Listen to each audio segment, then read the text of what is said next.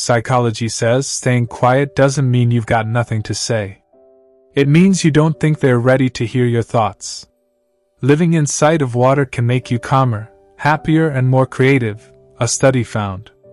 Psychology says the saddest people tend to also seem like the nicest. Do less use of your mobile as much as possible. A survey says a person faces 90% more stress and frustration in comparison to that person who spends less amount of time on mobile. Mistakes aren't always bad.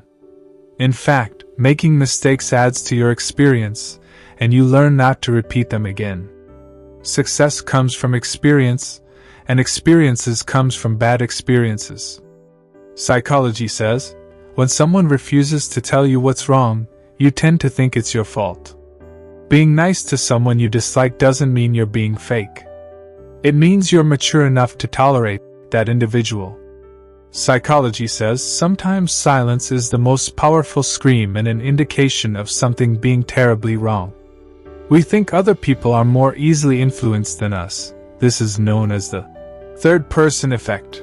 Psychology says that depression is often the result of overthinking, and our minds create problems that initially didn't exist.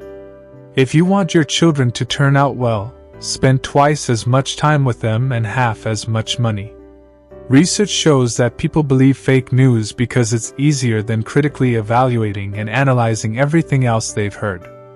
90% of people between 10 to 29 years sleep with their phones. A study published in Personality and Social Psychology Bulletin found that, while men were attracted to nice-seeming women upon meeting them, women did not feel the same way about nice men.